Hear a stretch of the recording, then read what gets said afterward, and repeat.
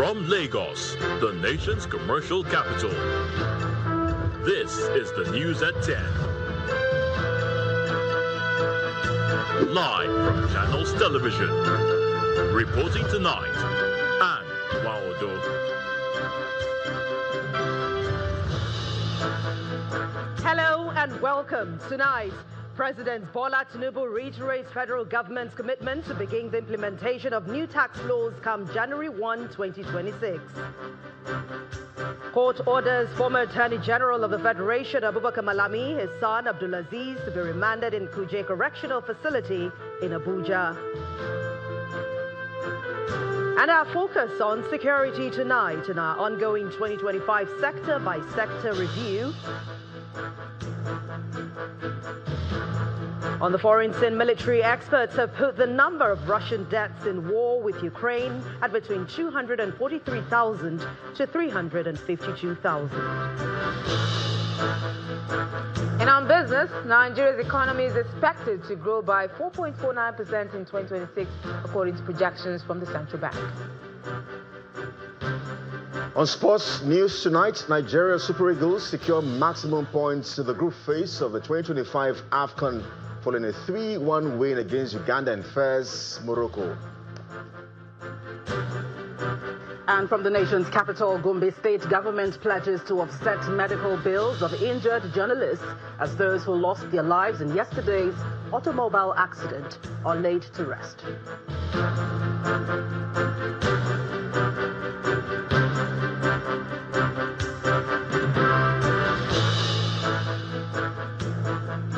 Tonight with the new tax laws, as President Bola Tinubu has again restated that the new tax laws scheduled to commence on January the 1st next year, that's 2026, will continue as planned. In a personal statement, the president insists that the reform is a once-in-a-generation opportunity to build a fair, competitive, and robust fiscal foundation for Nigeria. The statement reads, quote, "The tax laws are not designed to raise taxes, but to support a structural reset, drive harmonization, and protect dignity while strengthening the social contract. I urge all stakeholders to support the implementation phase, which is now firmly in the delivery stage. Our administration is aware of the public discourse surrounding alleged changes to some provisions of the recently enacted tax laws.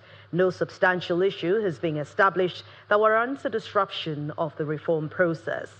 The president has assured all Nigerians that the federal government will continue to act in the overriding public interest to ensure a tax system that supports prosperity and shared responsibility. We head to the courts now, where Justice Emeka Nwite of the Federal High Court in Abuja has ordered that the former Attorney General of the Federation and Minister of Justice, Abubakar Malami, and his son, Abdulaziz, be remanded at the Kuje Correctional Facility in Abuja. Mr. Malami, a senior advocate of Nigeria, is to remain in the facility till January the 2nd, 2026, when his written bail application will be argued by his legal team. The oral bail request argued by Mr. Malami's lead counsel, Mr. Joseph Daudu, was turned down by Justice Emeka Nwite. The courtroom is filled to capacity as lawyers, family members, friends, and associates of Mr. Abubakar Malami, a former Attorney General of the Federation and Minister of Justice, take their seat to witness his arraignment. Straight to the business of the day, as 16-count charges preferred against Mr. Abubakar Malami, his son Abdulaziz, and his wife Bashir Asabe is read. They plead not guilty to the charges. With a plea of not guilty, the defense team, led by Mr. Joseph Daudu, applies for his client to be admitted to bail. But the prosecutor, Mr. Emmanuel Ihanacho, opposed the oral application on the grounds that a written application has been filed, which he is yet to respond to. After listening to the arguments, Justice Emeka Nwite turned down the bail request on the grounds that since a written bail application has been filed and served on the EFCC, the interest of justice will be met if EFCC is allowed to respond to the application as required by law. The trial judge then fixed the 2nd of January 2026 for the hearing of the bail application. A member of the defense team reacts to the ruling of the court as the prosecutor is unavailable for comments. an oral application for bail was made by the defense, mainly on the ground that the alleged offenses are offenses that are bailable, and that the defendants do not in any way constitute a flight risk, and that in the circumstance, the court should exercise its discretion in admitting them to bail. And also fundamentally that under the Administration of Criminal Justice Act, particularly Section 162, does not provide that applications must be in writing. The former Attorney General of the Federation and the two other defendants are standing trial for alleged money laundering offenses to the tune of over 8 billion naira. The federal government has dismissed what it describes as a fabricated allegation of targeting opposition figures. In a statement by the Minister of Information and National Orientation, Mohammed Idris, the government reacted to the documents circulating online, alleging the creation of a multi-agency task force aimed at targeting prominent opposition politicians under the purported program tagged ADP for VIP, and that's arrest, detain, persecute for very important persons. He maintains that no such program or task force exists. According to him, the attempt by some opposition elements to frame lawful accountability as political targeting is a dangerous red herring aimed at shielding so-called VIPs from answering to our national laws and anti-corruption agencies. Mr. Idris emphasizes that the administration of President Bola Tinubu remains focused on its core agenda of implementing measurable economic reforms, defeating insecurity, expanding trade opportunities, and restoring investor confidence.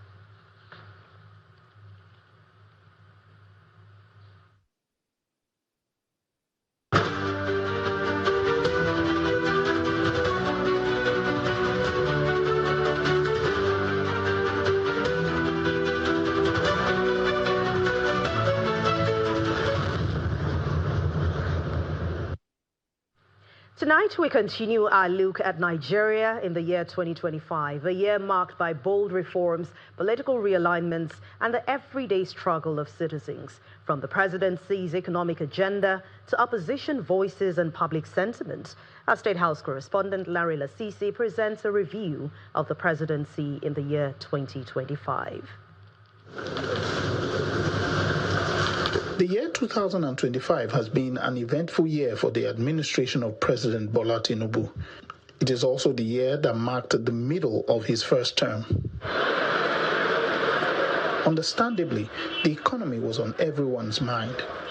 Following the economic hardships that trailed the fuel subsidy removal and foreign exchange reforms implemented in 2023, inflation moderated, declining from the mid-20% range to approximately 14.5% by November 2025. Foreign reserves hit a 7-year high of $47 billion, and the naira showed relative stability, hovering between 1,400 and 1,500 naira to the dollar. Eventually, food prices began to drop. The prices have been, it's just okay, not far from the normal. Maybe later in the day it might increase, but for now it's okay. Many things, even the rice, it dropped a little bit, not that much that is like before then. In June 2025, Tinubu signed 4 landmark tax reform bills, raising the tax to GDP ratio to 13.5% and exempting small businesses under 100 million naira turnover from major taxes.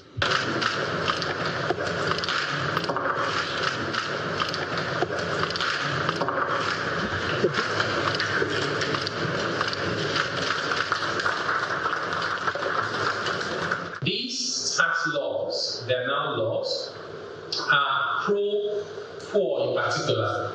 More than 1/3 of workers in both the private and public sector will now be exempted completely from PAYE. You will not have to pay personal income tax. President Tinubu stayed determined to ensure the implementation of the Supreme Court judgment on local government financial independence. You are responsible for their survival. But the Supreme Court has capped it for you again, saying give them their money directly. So if you wait for my executive order, because I have the knife, I have the yam.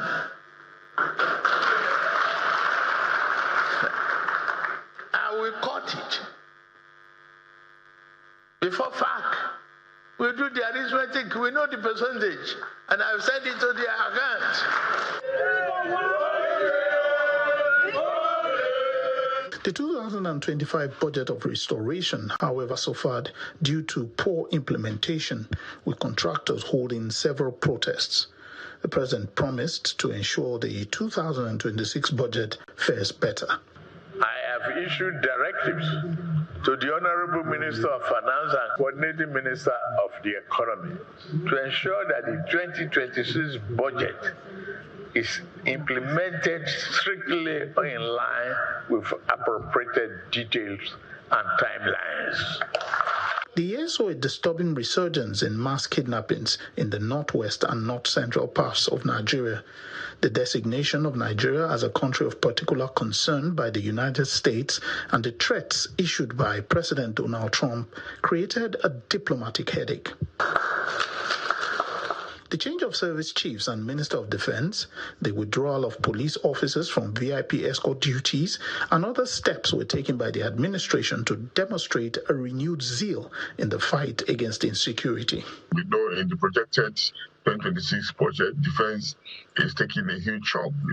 If we have conscientious application of the budget heads and increased commitment in the way we saw in the last quarter of this year into 2027 and beyond, I think insecurity may be a thing of the past. The year proved politically favorable for the president, with governors receiving nearly triple their usual allocations from the Federation account. Many, including those in the opposition, moved closer to him, with several joining his party. Meanwhile, internal crises rocked major political parties, prompting former presidential candidates to defect and positioning the African Democratic Congress, the ADC, as a rising force to watch. We're still seeing people moving from one party to the other because of the plan to survive, politically that is. We're still seeing people not being ideologically driven, people are not being motivated by principles. We're still seeing people privileging material prosperity above conscientious commitment, to the good of the people. As 2025 draws to a close, one will agree it has been an eventful year. As 2026 beckons, many people will be looking forward to seeing the administration learn from this year, perform better, and make tangible its promises to the Nigerian people. Lanre Lasisi, Channels Television News.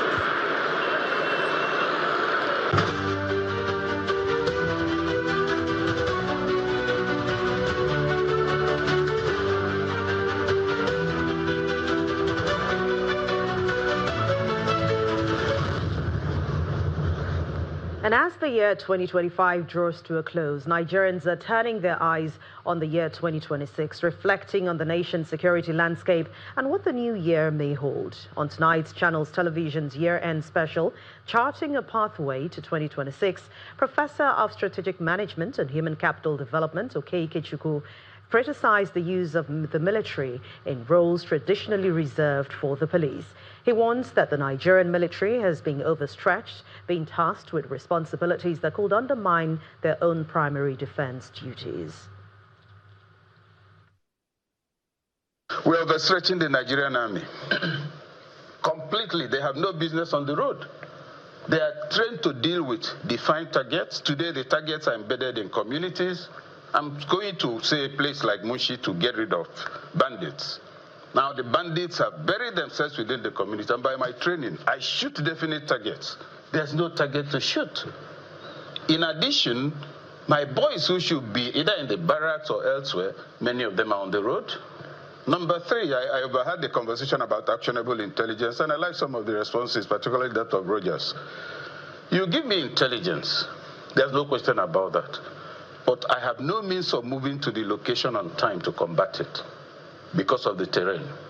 That is a fact, repeatedly confirmed across several platforms, and is not about Nigeria. And they complain that, when the army come, they will drive out all these people, they will go away, the army will go away, and then they will come and attack us again. Point to note, that is not the fault of the army, number one.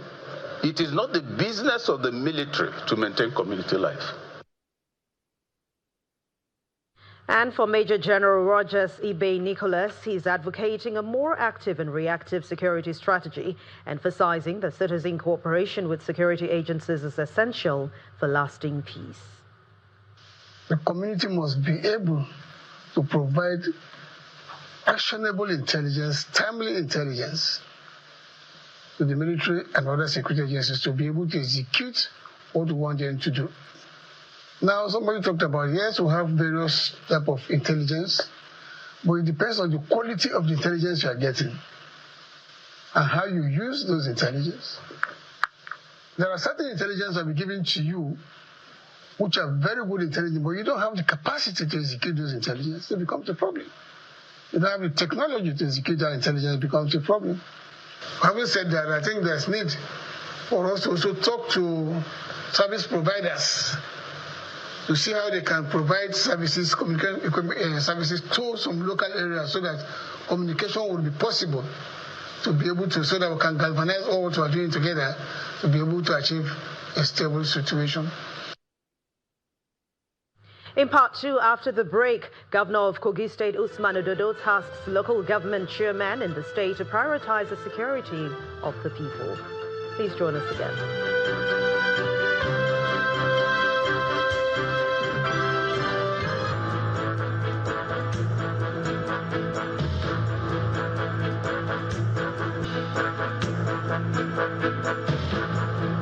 Welcome back. If you've just joined us, you're watching the news at 10 on Channels Television, broadcasting live from Lagos. A reminder of our main stories.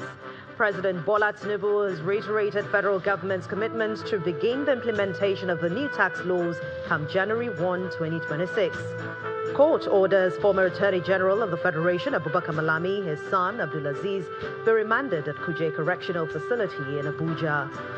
Focus on security tonight in our ongoing 2025 sector-by-sector review.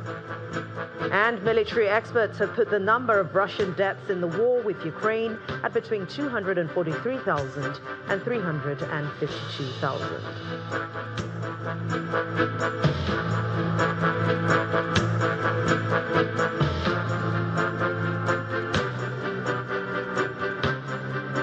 We head to Kogi State now, where the Governor Usman Ododo has charged local government chairman in the state to always prioritize the security of the people, assuring that his administration will continue to do the needful for the safety of the state. Governor Ododo made the call when he visited Okbo, the headquarters of Alamboro local government area of Kogi. According to him, the lives of his people remain paramount, noting that his administration will continue to strive to ensure the state is safe and conducive for people to do legitimate business. Governor Usman Ododo of Kogi State arrived Okpo, the headquarters of Olamaboro local government area of the state, in the company of his security advisor, Mr. Jerry Omodara. The visit aims to assess the prevailing security situation and foster dialogue with community leaders and stakeholders about promoting peace and safety in the area.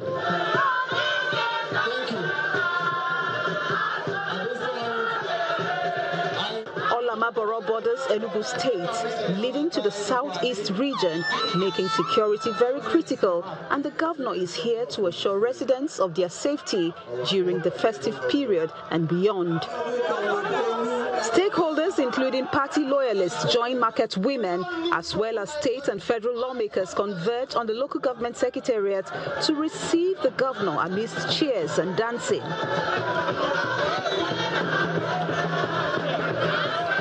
Security is the main issue of conversation as they get down to discuss some of the challenges in the area. About more than 12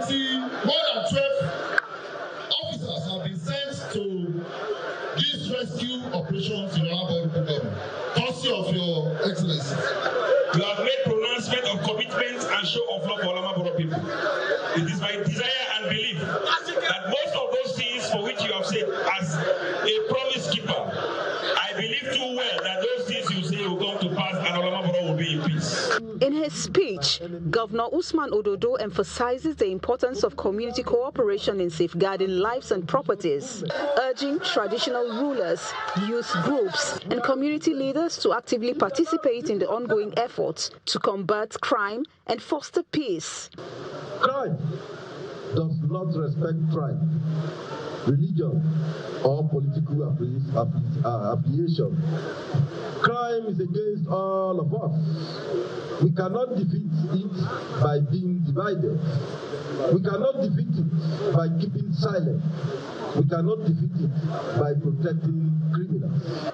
The governor is promising to continue to engage the people as he commits to addressing needs and engaging with stakeholders, promising a safer and more conducive environment for legitimate business and community harmony.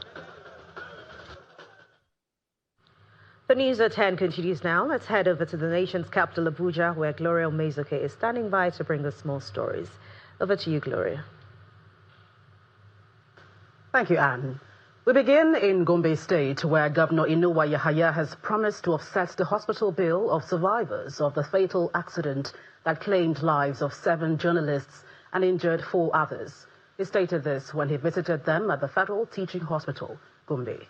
He also attended the funeral prayers of some of the journalists who died in the accident, stating that he is deeply saddened by the incident. This is the bus conveying some journalists from Kaltungo, Gombe State to the state capital after attending a wedding ceremony of one of their colleagues. 7 persons died in the incident, while 4 others were injured in the accident that occurred in Kumo town on the Gombe-Yola highway. I want to use this opportunity to commend the effort of Federal Rescue Corps, police, civil defense, and the medical personnel at the 2 hospitals. And I also want to commend the effort of the Gombe State government for their prompt response in this regard. Funeral prayers are held for the victims of the incident at the palace of the Emir of Gombe. Governor Inuwa Yahaya attended the funeral prayers, pledging to cover the funeral expenses. He also pledged to cover the medical bill of the survivors who are receiving treatment at the Federal Teaching Hospital, Gombe, describing the incident as tragic. It's a very tragic loss. You know, the loss of 7 people, talk less of journalists that were relating with almost on a daily basis. Some of them are like my personal staff, even in the government house. So I feel it, and but there's nothing we can do. It is the will of God, and it is their time they have to answer the call of God. And as a government, we'll take a responsibility for their treatment, and we shall respond accordingly. Whatever it takes, will ensure that they get the best of service that is required for them to recover. 4 out of 7 journalists were buried according to Islamic rites. The prayers were attended by top state government officials and the national president of NUJ. A moment like this is a clear testimony that death is inevitable and all of us will die one day. And this is a clear indication that we have lost 7 members of our profession. It is a great loss for not only for us, but the entire working profession in Nigeria. These were people that were so supportive of his administration. These were people that were so dedicated to their job. These were partners in progress and service to the development of Gombe State. The remaining 3 journalists will be buried at a date scheduled by their families. And to another sad incident where at least 18 people have been confirmed dead in a tragic multiple vehicle road accident along the Dutse-Kwana-Baboldu highway in Jigawa State. The fatal crash involved 3 vehicles and reportedly occurred when a passenger vehicle suffered a tire burst, causing the driver to lose control and collide with an oncoming vehicle. Moments later, a truck rammed into the 2 vehicles, crushing them on impact. Confirming the incident, the sector commander of the Federal Road Safety Corps in Jigawa State, Umar Matazu, said the accident happened suddenly and left little chance for victims to escape.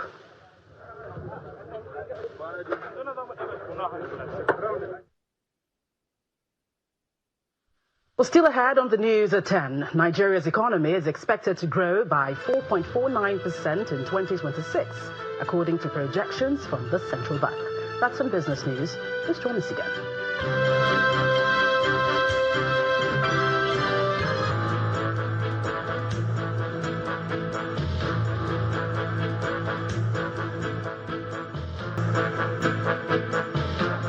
Watching the news at 10, coming to you live on Channels Television. Into some cherry news. Business mogul Mr. Tony Ilumelu and his immediate family has donated food items to orphanage homes in Lagos, Edo and Delta states. Speaking during the presentation of the items, Dr. Awele Ilumelu, wife of the business mogul, says the donation to reach orphanages in the 3 states is part of the family's end-of-year humanitarian outreach aimed at bringing succor to those in need in the society. This gesture, in its 6th year, was flagged off by the chairperson of Avon Healthcare Limited, Dr. Awele Ilumelu, at the Hearts of Gold Children Hospice in Surulere, in the presence of representatives of other orphanages in Lagos. We can never do too much. We can never do enough. Speaking during the presentation, Dr. Ilumelu, wife of business mogul Tony Ilumelu, thanked caregivers for their determination in caring for vulnerable children, despite prevailing economic challenges, as she enjoined more individuals to partake in the humanitarian work. God has made it possible for one to be able to do what one can. We know that one person can never do it all. We know it's endless. There is such a great need. But that cannot stop us. Everybody has to do what they can do. And hopefully, if we all do our own little bit, we'll make some difference. In her comments, the founder of Hearts of Gold Children's Hospice, Laja Adedoyi, echoed her appreciation to the Ilumelu family for their continued support, noting that donations received earlier in the year had helped the hospice remain operational despite rising costs. Last year was fantastic. This year, more fantastic. And for my children, we are grateful for the gift, for the love, for the support, and for the partnership. Items donated this year include 1,730 bags of rice and 290 bags of beans to be distributed to Hearts of Gold Children Hospice, Little Saints Orphanage Surulere, SOS Children's Village Isolo, and 4 others in Lagos, while 3 orphanages in Delta State and 3 in Edo State will also receive their share of the donations. The entire family of Ilumelu have come to say thank you to them, that God Almighty continue to bless them, continue to lift them high. Since they have remembered to support the people, God will continue to support them. The management, staff, and the children in our home, I want to say thank you very much for choosing our orphanage to benefit from this huge donation. God bless you.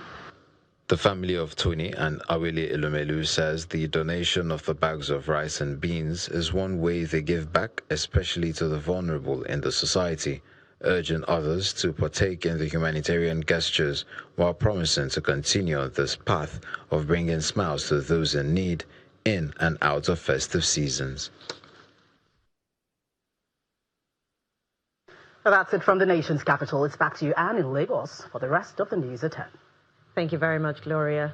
And back here in Lagos, the Minister of Humanitarian Affairs, Mr. Bernard Doro, is pledging to drive down poverty and strengthening social protection in Nigeria. He stated this when he met with stakeholders of the All Progressives Congress in Plateau North Central Senatorial District in Jos, the state capital. Speaking at that meeting, the minister described poverty as one of Nigeria's gravest challenges, noting that out of the country's estimated 230 million people, about 63% are classified as poor.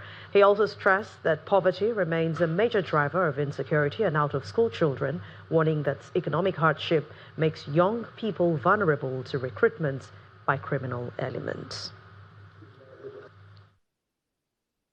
The enormity of the role that Mr. President has placed under our care. So we're meant to make a dent in that statistic, to ensure that we drive down poverty, to ensure that we're there to respond to emergency situations by providing humanitarian needs. We have been able to come up with clear policies that once we start to implement, it will make an impact. Our desire is to see a country where no man, no woman is left behind. We have to also craft policies that will help us address the over 20 million out-of-school children. And what I continue to argue, be it at the federal government or wherever I discuss with, is today, and Plato has had its own share of the problem, insecurity. But you know that the major driver of insecurity in our country today is poverty level.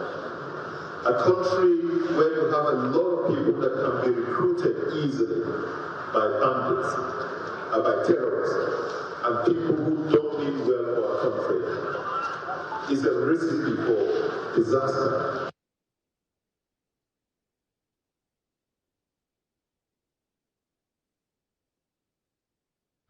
The Minister of the Federal Capital Territory, FCT, Mr. Nyesom Wike, says that past political mistakes in Rivers State will not be repeated come 2027. Mr. Wike made this known during a visit to Gokana local government area of Rivers State, where he met with political leaders, stakeholders, and supporters across party lines in support of President Bola Tinubu's Renewed Hope agenda. The Minister of FCT is right here, right now. Maxwell. The wait is over. The Minister of the Federal Capital Territory, Nyesom Wike, is in Gokana local government area, engaging political leaders, stakeholders and supporters cutting across party lines as he rallies support for President Bola Tinubu's Renewed Hope agenda. Wike, a former governor of Rivers State, says the visit is a gesture of appreciation to the people for their loyalty and resilience during what he describes as a turbulent political season leading up to the 2023 general elections. So many people have counted what President has done. But I will go back to say that Mr. President is appreciative of the support you gave to him. Remember that it was tough in 2023. At that time, nobody knew. Everybody was afraid whether Mr. President would make it or not. But the good people of Gokana and the entire Kogi kingdom said no, let us take the risk. And he took the risk. And Mr. President won the election. According to him, Rivers State has witnessed renewed political stability under President Tinubu's leadership. He says long-standing divisions that once hindered progress have been addressed through dialogue, unity and cooperation, while stressing that the political missteps of the past will not be repeated. People don't have confidence in you. UK points to the completion of the Bodo-Boni Road as clear proof that the president values the support of Rivers people. He also cautions politicians against complacency, warning that royalty and rhetoric alone will not guarantee automatic tickets. This Bodo-Boni Road is not a today's thing. It has been a political road. From military to civilian, back to civilian, every day, Bodo Road. But how many years did it take, Mr. President? Just within 2 years in office. Today, you can drive to Boni. Boni people can drive to Bodo and come to the Meanwhile, the APC National Vice Chairman for the South-South, Chief Victor Giadom, says political leaders in Rivers State are now united and optimistic as the state looks ahead to future elections. I guarantee you, on behalf of my brothers that are all here, that even if our leaders sitting here talking about myself, Senator Magnus Abel, Frederick Bako, Deputy Speaker, Chairman of Council, Let's see, even if we travel out of Bukana, our group will win Bukana every time there's an election here. In the same vein, former Senator Magnus Abbey describes Wike as a stabilizing influence in Rivers politics, crediting his leadership with fostering growing harmony among political actors across the state. Today, Your Excellency, the message I have for you is simple. We, the Kokana people, we, the Ogoni people, we have chosen our own friend in the politics of Nigeria. You and Tinubu are our friends. The visit, which attracted leaders from across River State, highlights ongoing efforts to strengthen political cooperation and avert a repeat of past crises as political activities gradually build towards the 2027 elections. Charles Oporum, Channels Television News. Still to come on the news at 10, military experts have put the number of Russian deaths in the war with Ukraine at between 243,000 and 352,000. That's on the foreign scene. Please join us again.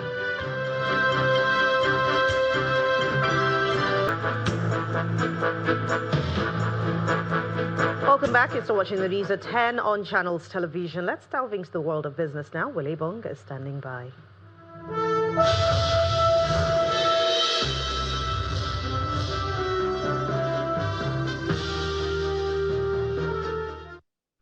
Thank you, Anne. Nigeria's economy is projected to grow by 4.49% in 2026, and this is driven by ongoing reforms, stronger private sector investments, and improved macroeconomic stability, according to the Central Bank of Nigeria. Now, in its 2026 macroeconomic outlook, the CBN says the forecast compares with an estimated 3.89% growth this year, adding that prospects remain positive on the back of broad-based structural reforms. The Apex Bank also expects foreign exchange reserves to rise to $51.04 billion next year, supported by stronger oil earnings, FX market reforms, and easier monetary policy aimed at boosting credit and growth. Now, the Nigeria Deposit Insurance Corporation, NDIC, has reaffirmed its full compliance with fiscal and financial regulations, saying it is consistently remitting the required share of its earnings to the federal government. NDIC Managing Director Thompson Oludare Sunday says this ensures depositor protection, though cost rules limit growth of the Deposit Insurance Fund.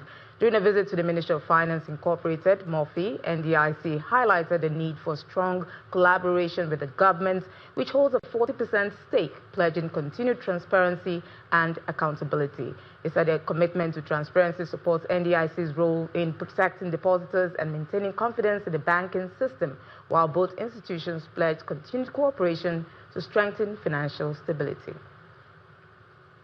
And at the domestic equities market, positive momentum is sustained for a second consecutive day, largely on investors' interest in Honeywell flour. Laddie Williams tells us more.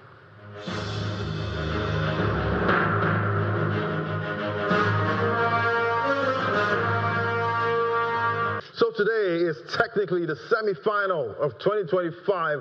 That's in the markets. And the bulls, they're still leading. All-share index 0.42% up today, with volume and value of trades up, signaling strong and healthy market momentum. That's 155,000 there for the all-share index. And the market mover, just like yesterday, Boer Foods, as in food processing, back with a bigger move up today, adding 29 naira, closing at 789 naira per share. If you look at the sectors that we track now, we see the banking counter, that's down again, and profit taking on First Holdco, that continued just like yesterday. And we see consumer goods 0.84% to the good, and a convincing rise there for the oil and gas counter, 0.33%. So tomorrow, as the finale, and the market should be closed by around 12:30 p.m. So do all you have to do tomorrow. And I guess it's safe to say at this point, the Santa rally is on.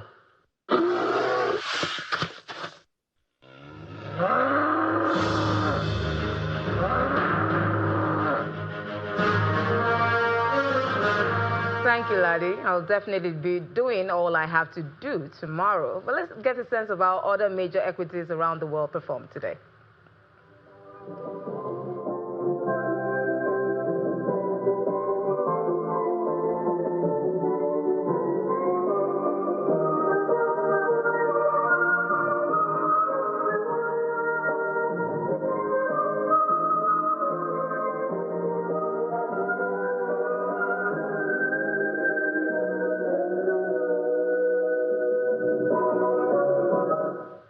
And that's business news. Then Will Ibang is back to Anne.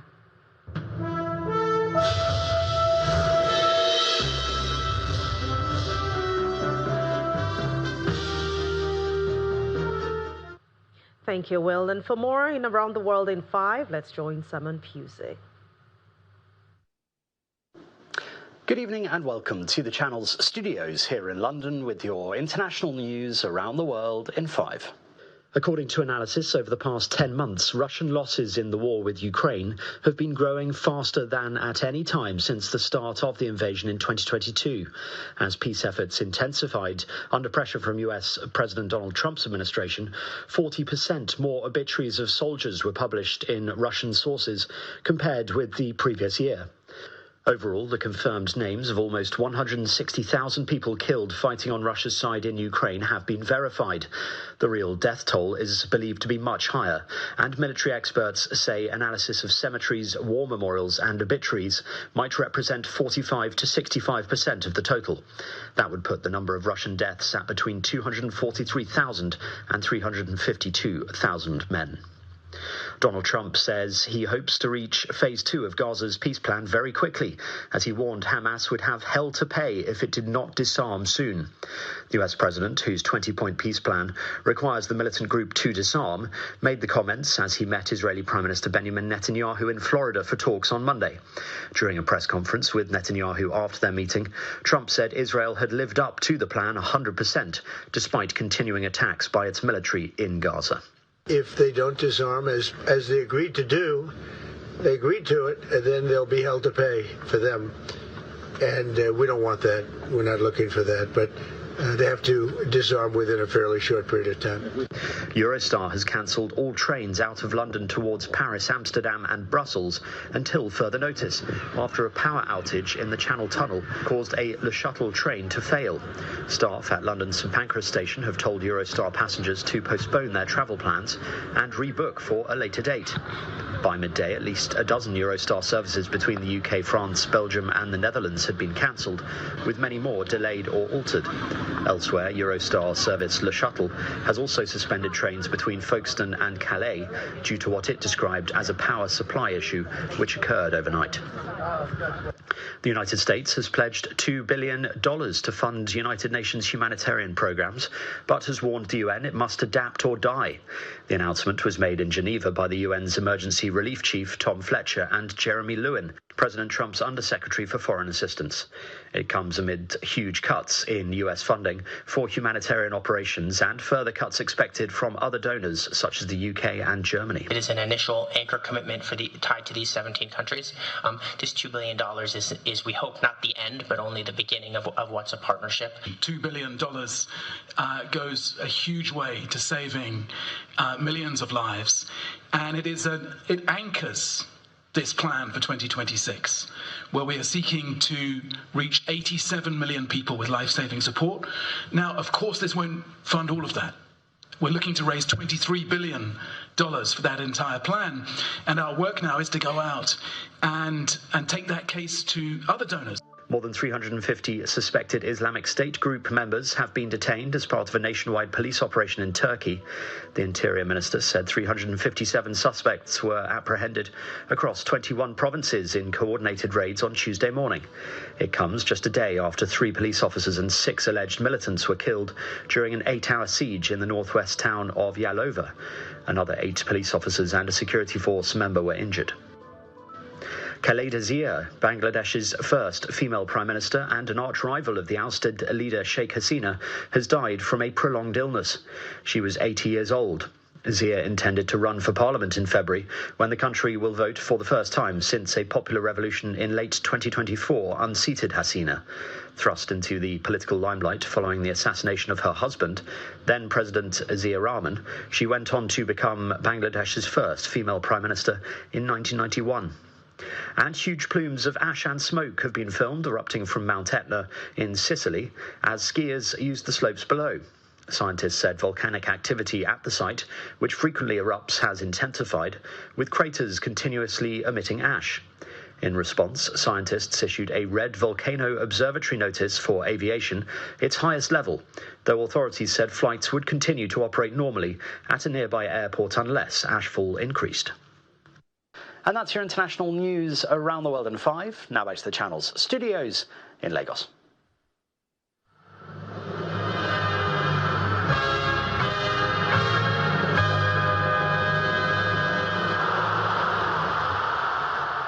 Thanks, Simon, and welcome to Sports News. The Super Eagles of Nigeria kept a perfect record in the group phase of the 2025 AFCON as the 3-time African champions defeated 10-man Uganda 3-1 in first. Morocco, a clever pass from Bruno Yamachi set off Isayo Dele Bashiru to deliver a low cross that Paul Anuachu struck into the net despite being surrounded by 3 opponents in the 28th minute. Uganda suffered a huge blow on 56 minutes when goalkeeper Salam Magola was red-carded for handling outside the area. The keeper had replaced 40-year-old captain Dennis Oyongo for the second half.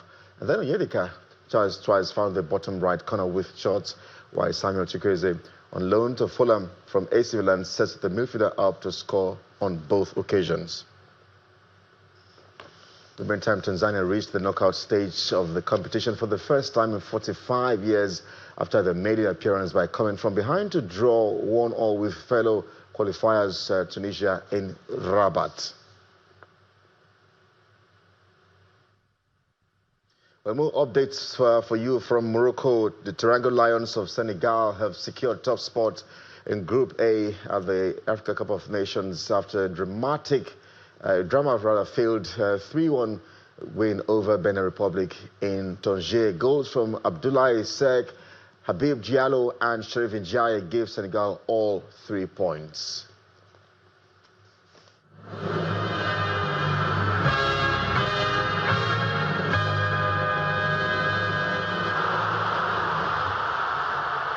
With our sports, it's back to Anne.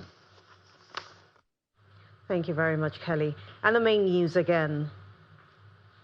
President Bola Tinubu has reiterated federal government's commitment to begin the implementation of the new tax laws come January 1, 2026. And that's the news at 10 tonight. Thank you so much for watching. I'm Anne Nwawadu. Good night and stay safe.